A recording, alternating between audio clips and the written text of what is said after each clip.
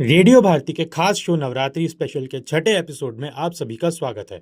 आज हम बात करेंगे देवी दुर्गा के छठे अवतार यानी नवरात्रि में पूजे जाने वाली छठी देवी के बारे में। तो आइए शुरू करते हैं बिना किसी देरी के।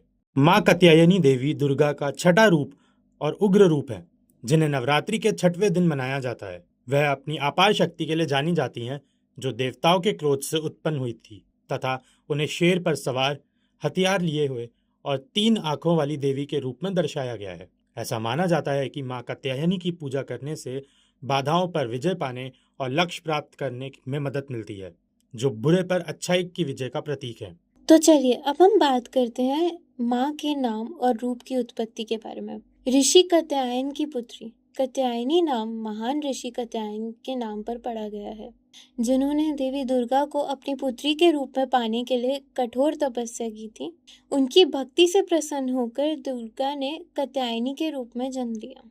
दुर्गा अवतार वह दुर्गा देवी के 9 रूपों में से एक हैं, जो शक्ति, साहस और ताकत की देवी हैं। चलिए अब बात करते हैं मुख्य विशेषताओं के बारे में। चित्रण: माँ कात्यायनी को आमतौर पर शेर या बाघ की सवारी करते हुए दिखाया जाता है।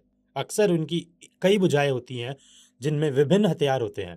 तीसरी आंख: उनके माथे पर तीसरी आंख है और वह अर्धचंद्र धारण करती हैं। शक्ति और क्रोध: वह देवी क्रोध की शक्ति का प्रतिनिधित्व करती हैं, जिसका उपयोग धर्म की स्थापना के लिए किया जा सकता है। चलिए अब जानते हैं माता के महत्व और पूजा के बारे में। नवरात्रि बुरे पर अच्छाई की जीत के प्रतीक नवरात्रि के छठवें दिन उनकी विशेष पूजा की जाती है। बाधाओं पर काबू पाना: भक्त जीवन की बाधाओं, विशेषकर वैवाहिक जीवन से संबंधित बाधाओं को दूर करने के लिए उनकी पूजा करते हैं। लक्ष्य प्राप्ति: उनकी पूजा करने से जीवन के 4 लक्ष्य प्राप्त करने में मदद मिलती है: धर्म, अर्थ, काम और मोक्ष।